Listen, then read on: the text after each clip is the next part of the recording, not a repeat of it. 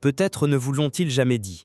Peut-être vous ont-ils demandé d'avoir la foi, mais sans jamais vous en donner la preuve.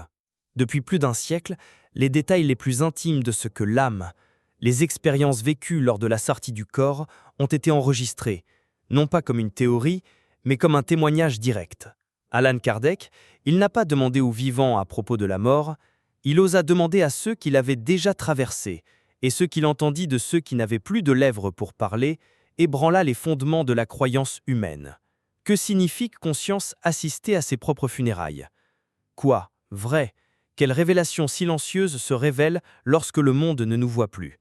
Si vous avez déjà ressenti la nostalgie d'un endroit inconnu, ou si une partie de vous a toujours su que ce monde n'est pas la fin du chemin, alors vous n'êtes pas ici par hasard. Ce que vous allez entendre n'a pas été conçu pour convaincre votre esprit. Il a été conçu pour réveiller le souvenir de votre esprit. Imaginez un instant que le dernier souffle ne soit pas un point, mais une virgule suspendue dans l'éternité. C'est dans ce silence, lorsque l'écho du monde s'estompe, que la vraie vie palpite avec une force insoupçonnée. La mort, ce mot qui inspire tant de peur, n'est rien d'autre qu'un voile qui se déchire, révélant une conscience qui se découvre, non pas diminuée, mais violemment vivante. C'est une réveil vous brusque, comme si vous aviez passé une vie entière dans un sommeil profond et que vous aviez soudainement ouvert les yeux sur le seul vrai qui a toujours existé, que l'esprit est l'essence et le corps n'était que son ombre. Dans ce nouvel état d'être, la perception s'étend au-delà des 5 sens, capturant la vibration de tout ce qui vous entoure. Plus de masques, plus de déguisements, seule demeure votre essence pure, Alma, nue devant l'univers et devant elle-même, prête pour le premier pas de sa évolution en dehors du temps linéaire. Pour lui l'âme, pour ceux qui ont cultivé leur jardin intérieur avec les fleurs de l'amour, du détachement et de la compassion, ce moment est une libération sublime. Tel un fleuve qui, après un long et sinueux voyage, rejoint enfin l'océan. La transition est une caresse, un murmure invitant à franchir une porte de lumière resplendissante. Derrière lui, aucun jugement, seulement une profonde réunion avec la paix qu'elle-même a engendrée. C'est l'étreinte de ceux qui l'ont précédé, non pas avec leur forme terrestre, mais avec l'énergie indéniable de leur esprit. C'est la compréhension que chaque acte de bonté était un fil d'or tissé dans la tapisserie de son éternité. La présence du divin est ressentie, non pas comme une figure d'autorité, mais comme la mélodie de fond de l'univers, une vibration d'amour pur qui accueille et célèbre le retour d'une part de soi-même. Ce n'est pas un paradis mérité, mais un état de conscience atteint, le résultat naturel d'un but vécu avec le cœur. Cependant, pour l'esprit qui s'accrochait aux ancres de la matière, de l'égoïsme et des vices, l'expérience est radicalement opposée. La mort devient une apocalypse personnelle, un miroir qui reflète la vacuité de nos choix. La porte qui s'ouvre devant la conscience, c'est celui du chaos, un tourbillon de nos propres créations mentales et émotionnelles. C'est la confrontation avec notre propre ombre, sans les distractions du monde pour la masquer. La souffrance, ici, n'est pas une punition imposée de l'extérieur, mais l'implosion d'une vie construite sur de fausses fondations. L'âme, elle se retrouve dans un désert qu'elle a elle-même créé, assoiffée de sensations insatiables et tourmentée par l'écho de ses attachements. C'est un état de profonde confusion, un labyrinthe où chaque passage rappelle ce qui a été privilégié. L'avoir sur l'être, le plaisir éphémère sur la vie évolutive. Le son qui suit, le dernier battement de cœur, devient assourdissant, empli des voix des désirs inassouvis et des occasions manquées. L'esprit s'y joint. Le réveillez-vous, c'est un cauchemar lucide. Il essaie de toucher, de parler, de crier, mais son esprit ne résonne plus sur le plan physique. Il se voit, mais personne d'autre ne le voit. C'est la solitude la plus profonde qu'on puisse imaginer. Être entouré d'un monde qui ne lui appartient plus. Ici, les enseignements de penseurs tels que Kardec résonnent avec une clarté terrifiante, non pas comme des théories, mais comme la description exacte de la loi de cause à effet. Chaque pensée, chaque action génère une énergie qui façonne désormais l'intégralité de votre réalité immédiate. Impossible d'échapper à soi-même. Ce premier instant est, par essence, un choix déjà fait. Les 2 portes n'apparaissent pas par hasard. Elles sont le destin de chaque âme, elle s'est tissée pour elle-même, battement de cœur après battement, choix après choix. La porte de la lumière est la conséquence d'une vie d'expansion, de don, d'amour. La porte du chaos est le résultat d'une vie de contraction, de prise, de peur. Ce n'est pas un jugement final, mais le point de départ d'une nouvelle étape dans l'école infinie de l'évolution. Il bute alors révélé avec une clarté cristalline. La vie dans la matière était une opportunité sacrée pour affiner l'esprit, pour élever votre vibration et de comprendre que le seul véritable trésor qui puisse être accumulé est l'amour qui est partagé. Réunion avec sa vie, c'est le premier pas, que ce soit dans la paix de la lumière ou dans l'écho du vide lui-même. Pour lui, Alm qui s'est complètement identifié à son enveloppe charnelle, le processus de la mort est une expérience incroyablement déchirante.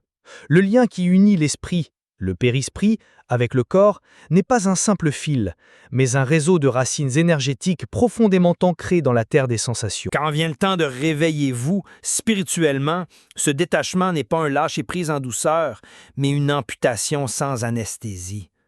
Chaque fibre de ce lien, imprégnée d'attachement au plaisir, au bien, aux personnes, est arrachée avec une violence qui conscience s'inscrit comme une souffrance. C'est la douleur de perdre non pas quelque chose que l'on possédait, mais quelque chose que l'on croyait être. La vibration de ce processus est d'une telle confusion intense que l'esprit ne comprend pas ce qui se passe, ressentant seulement l'agonie d'être expulsé de la seule maison qu'il ait jamais connue, ne comprenant pas qu'il est, dans vrai, de retour à la maison. Une fois le lien rompu, la souffrance, elle ne cesse pas. Elle se transforme.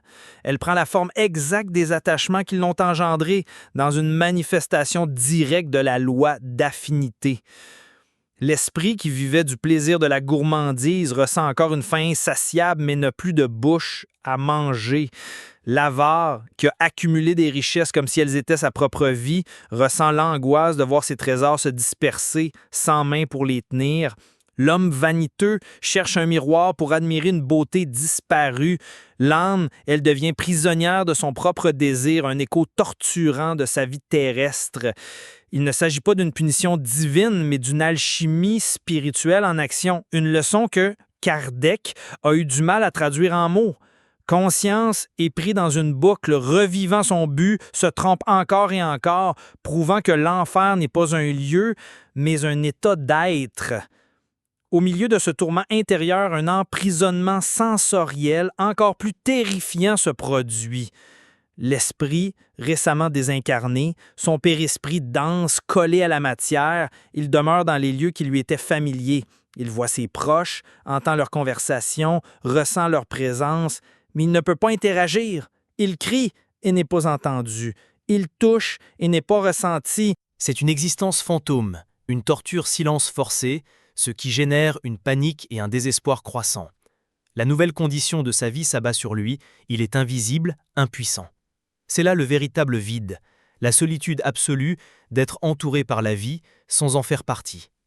Il affronte sa propre insignifiance dans le monde qu'il valorisait tant, une leçon brutale sur l'impermanence de l'identité physique. Cet état de perturbation est le résultat direct de la vibration de son périesprit.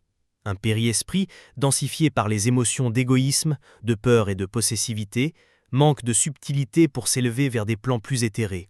Il reste ancré, par son propre poids énergétique, à l'orbite de la planète. Il est comme un oiseau aux ailes goudronnées, aspirant à voler, mais ne pouvant que ramper au sol. Évolution. Cela semble être une impossibilité lointaine, un concept abstrait face à la réalité accablante de son état. Alm ne perçoit pas le monde spirituel qui l'entoure, car son conscience, elle est uniquement à l'écoute de ses passions terrestres. Pour voir la lumière, elle doit d'abord se purifier de la boue accumulée au cours de son voyage. Et donc, l'esprit, il demeure dans cette antichambre de lui-même, un vide créé par l'inertie de ses habitudes. Il n'a aucun guide visible, car sa propre tempête intérieure l'empêche de les percevoir. Il n'y a pas de paix, car la paix est une construction intérieure qu'il n'a jamais cultivée. Ce n'est pas un état éternel, mais une purge nécessaire, une confrontation avec le reflet de son propre moi. Avant toute réunion avec la lumière, la rencontre avec soi-même doit se produire.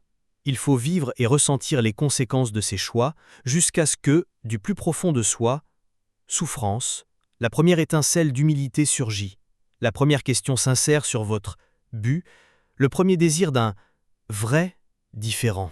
C'est dans cet état de vulnérabilité qu'il se retrouve souvent lorsque les vivants, sans le savoir, l'appellent à un dernier adieu. Entraînés par une force magnétique d'affection et de mémoire, leur esprit troublé, il se retrouve soudain dans un lieu familier, entouré de visages familiers. C'est son propre enterrement. Mais ici, dans ce nouvel état d'esprit, ses sens ont muté. Il n'entend plus les mots avec ses oreilles, il les absorbe comme s'il s'agissait de couleurs, ressentant la vibration qui les inspire. Le murmure des conversations, les discours répétés, les condoléances formelles, tout lui parvient dépouillé de son déguisement sonore, révélant l'accru, vrai, de la pensée. Il découvre avec une douloureuse clarté qu'il peut sonder le halme des personnes présentes. C'est un réveille-vous à une nouvelle forme de perception, une télépathie forcée qui l'inonde d'un torrent d'émotions étrangères, un océan de pensées qui n'ont souvent rien à voir avec l'amour ou la perte, mais avec l'héritage, les apparences et les préoccupations du monde. Au milieu de cette cacophonie mentale, l'esprit expérimente le vrai sens de souffrance morale. Chaque hommage hypocrite, chaque éloge creux prononcé par quelqu'un qui l'a critiqué de son vivant, sonne comme une épine dans son esprit. Les larmes de crocodile brûlent comme de l'acide, et les pensées égoïstes des personnes présentes résonnent comme un écho moqueur de sa propre vie matérialiste. L'hypocrisie est une énergie dense et douloureuse qui l'étouffe. Mais soudain, au milieu des ténèbres, un point de lumière.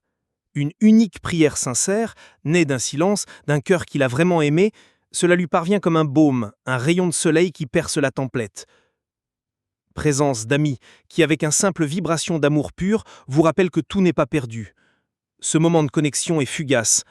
Réunion avec espoir, preuve que le véritable amour transcende la mort. Le paroxysme de cette épreuve survient lorsque son regard se pose sur le cercueil. Là, sereinement immobile, se trouve le corps qu'il a habité pendant des décennies. Le visage qu'il voyait dans le miroir chaque matin, les mains avec lesquelles il a travaillé, aimé et combattu. Et à cette vue, une crise d'identité le bouleverse jusqu'au plus profond de lui-même. « C'est moi », pense-t-il. Perplexe, alors qui suis-je? La carapace, le véhicule, l'outil, n'est plus qu'un objet, le centre d'une cérémonie qui ne lui appartient plus. C'est l'ultime confrontation avec la grande illusion, la croyance qu'il s'agissait de son corps. Ce choc le force à remettre en question son but, son histoire, son existence même. Qui est-il, maintenant qu'il a perdu son nom, son visage, sa place dans le monde? C'est un moment crucial de sa vie.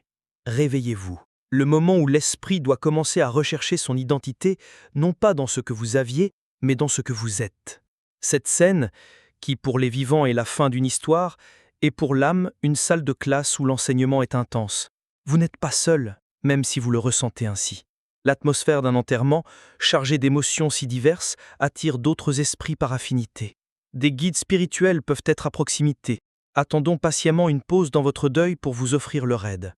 Mais des entités de bas niveau peuvent également rôder. Vibrations, attirées par la négativité, le deuil incontrôlé et le mensonge, se nourrissant de ces énergies denses. Les œuvres de Kardec décrivent avec lucidité cette écologie spirituelle, où chaque pensée et chaque émotion créent une atmosphère qui nous relie à des plans invisibles. L'esprit désincarné se retrouve au milieu de ce champ de bataille énergétique, vulnérable et exposé, apprenant à naviguer dans une réalité bien plus complexe qu'il ne l'aurait jamais imaginée. Ainsi, les funérailles deviennent le premier grand carrefour de votre parcours post-mortem. C'est une leçon concentrée sur vrai et illusion, sur l'amour véritable et l'attachement égoïste. Chaque pensée saisie, chaque émotion ressentie, chaque larme sincère ou feinte vous enseigne les lois universelles de l'évolution spirituelle. Cette expérience peut vous plonger plus profondément dans l'amertume et la confusion, ou être le choc dont vous avez besoin pour commencer à vous libérer des chaînes de votre passé. Elle vous offre un miroir qui vous montre non seulement comment les autres vous percevez, mais aussi comment vous vous perceviez à travers vos choix. Et c'est la façon dont les vivants se comportent lors de ce rituel d'adieu qui détermine souvent la facilité ou la difficulté de vos prochaines étapes sur le chemin. Ceux qui restent sur le rivage de la vie, souvent sans le savoir, tiennent entre leurs mains les fils du destin immédiat de l'être disparu. Le deuil, vécu dans le désespoir et la révolte, crée un vortex psychique d'une puissance dévastatrice. Chaque cri de « pourquoi ?», chaque lamentation chargée de mécontentement, chaque attachement égoïste qui refuse de s'en aller, devient une ancre qui creuse le périsprit du désincarné. Ce bombardement d'énergie dense et incontrôlée est une forme de vampirisme involontaire. Il prive l'esprit du peu d'énergie dont il dispose pour se réorienter, rendant son sauvetage par des guides spirituels extrêmement difficile. L'âme, souffrant déjà de sa propre confusion, elle se sent également étouffée par la douleur de ceux qu'elle aime. Coincée entre deux mondes, incapable de se libérer d'un écho de souffrance qui l'emprisonne et la désoriente sur son chemin d'évolution. Le véritable honneur, le plus grand acte d'amour qui puisse être fait à celui qui a franchi le seuil, réside dans la transmutation. C'est l'art sacré de transformer la douleur aiguë de l'absence en une prière sereine et la nostalgie en une vibration de paix. C'est le secret de tous les anciens chamans. Au lieu de s'accrocher au désespoir, le véritable amour libère. Une prière naît des silences et de l'acceptation, une pensée de gratitude pour le temps partagé, une sincère émanation de lumière et d'espoir, tout cela atteint l'esprit comme une brise fraîche qui dissipe le brouillard de leurs troubles. Il s'agit de construire un pont d'énergie subtile pour qu'ils puissent traverser vers l'autre rive. Honorer un disparu ne signifie pas pleurer son départ, mais célébrer sa continuité, en comprenant que le but de la vie est un voyage d'âme, et que la mort, ce n'est qu'une étape sur ce pèlerinage éternel. Imaginez la différence. Un être cher sur terre criant « Ne me quitte pas, je ne peux pas vivre sans toi !» Ce cri, bien que né de l'amour, se traduit sur le plan spirituel par une chaîne. L'esprit se sent coupable, responsable, et son instinct le pousse à rester, essayant en vain de vous réconforter, prolongeant ainsi son propre supplice. Imaginez maintenant ce même être aimé qui, le cœur empli de désir mais serein, pense « Va en paix, je te libère de tout mon amour. Merci pour tout. Nous nous reverrons. » C'est une bénédiction. C'est une clé qui déverrouille les verrous énergétiques et donne l'âme la permission de continuer. Leur présence d'amour se manifeste alors non pas comme une possession, mais comme un élan vers la liberté, facilitant la venir réunion sur un plan de plus grand bonheur et de compréhension de la vérité. Pour l'âme de ceux qui ont cultivé la sérénité et vécu détachés des illusions de la matière, la transition est une symphonie de paix. Souvent, leur détachement commence avant leur dernier souffle, tel un sommeil profond et paisible sans retour. Leur périsphitre, léger et subtil, se libère des liens de la chair avec la même facilité qu'une feuille sèche emportée par le vent. Il n'y a ni traumatisme, ni confusion. Cela ne se passe pas dans l'atmosphère lourde d'un enterrement, mais dans un environnement de lumière et d'harmonie. Un paysage du monde spirituel qui vibre à la même fréquence que la vôtre. C'est l'arrivée dans une maison qu'ils ressentaient déjà à l'intérieur, la confirmation que la mort est pour ceux qui vivent dans le bien simplement un changement de chambre. Être serein est un vrai réveillon. C'est ouvrir les yeux et voir non pas les ombres de la terre, mais les visages souriants de mentors et d'êtres chers qui nous ont précédés. Ils sont accueillis par des étreintes non charnelles, mais d'une pure énergie d'amour. Nul besoin d'explication, car sur ce plan, la conscience s'élargit et comprend instantanément les mécanismes de la vie et de la mort. La justice divine, si mal interprétée dans le monde, se révèle dans sa parfaite logique, comme elle nous l'a enseigné Kardec. Ce n'est pas un tribunal qui juge, mais une loi naturelle d'affinité qui conduit simplement chaque esprit à sa juste place par le vibration qu'il a cultivée.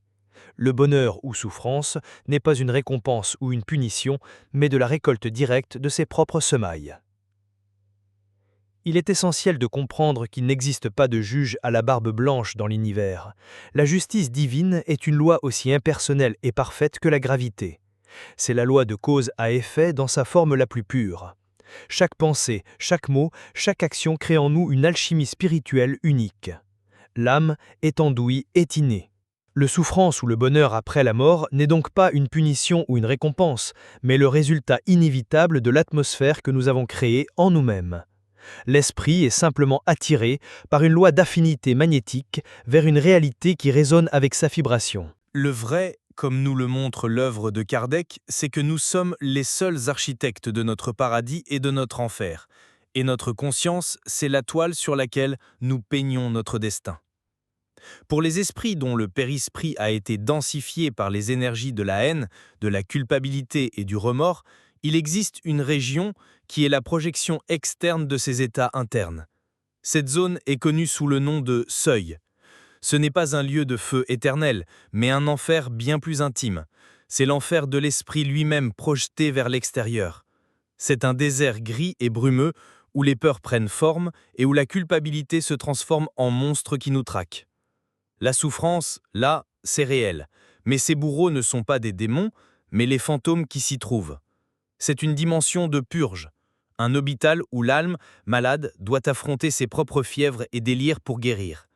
C'est une étape nécessaire sur le chemin de la guérison, évolution, pour ceux qui ont refusé d'affronter leur propre ombre alors qu'ils étaient dans la chair. Cette réalité nous révèle la vraie but de notre existence terrestre. La vie sur Terre n'est pas une vallée de larmes insignifiantes, mais une école sacrée pour l'esprit. Chaque défi, chaque maladie, chaque perte est une leçon soigneusement conçue pour notre apprentissage. La douleur est un enseignant sévère, mais sage, qui nous enseigne l'humilité, le pardon et la résilience. La joie, quant à elle, est une motivation, un rappel de l'état de paix qui est notre droit de naissance et le but ultime de notre évolution. Le grand objectif de cette école n'est pas d'accumuler des biens ou un statut, mais de polir le diamant de conscience. La devise de cette école universelle est « être plus » et non « avoir plus ». Et « être » signifie plus simplement élever notre vibration. C'est apprendre à vivre dans un état de présence, pour trouver la sagesse dans le silence, pour développer notre capacité à aimer inconditionnellement. Chaque vie est un nouveau parcours, une nouvelle occasion d'apprendre les leçons qui nous restent à apprendre. L'âme choisit, avant de naître, les épreuves qui l'aideront à grandir. Rien n'est une coïncidence. La souffrance qui nous paraît si injuste est, du point de vue d'esprit, le médicament exact dont vous avez besoin pour guérir une vieille blessure. Cette compréhension transforme notre rapport à la vie. Nous ne sommes plus victimes des circonstances, mais des étudiants conscients engagés dans le plus grand voyage de découverte de soi qui soit. Ainsi, le cycle révèle son infinie miséricorde. Le seuil n'est pas éternel, l'école de la vie offre d'innombrables opportunités grâce à la réincarnation. La loi de cause à effet ne cherche pas à punir, mais à rééquilibrer et à enseigner. Il y a toujours de l'espoir. Il existe toujours un chemin vers la lumière, quelle que soit la profondeur des ténèbres. La dernière chose est que l'univers conspire en notre faveur. Chaque expérience, aussi douloureuse soit-elle, est conçue pour nous guider vers un retour à la maison, vers un but définitif. La réunion avec notre essence divine, ou la mort, ce n'est plus un mystère, mais simplement la porte qui nous conduit d'une salle de classe à l'autre dans l'école infinie de l'amour. Et maintenant que le voile s'est un peu levé, quelle vérité silencieuse s'est réveillée en vous? Si cela vous a touché, laissez un commentaire. Parfois, ce que nous partageons éveille aussi les autres. Abonnez-vous si vous pensez qu'ici, vous, Alma, trouvez un mot qu'il connaissait déjà. Et lorsque vous serez prêt à continuer à vous souvenir, la prochaine révélation vous attendra. Pourquoi les esprits ont besoin de nos prières?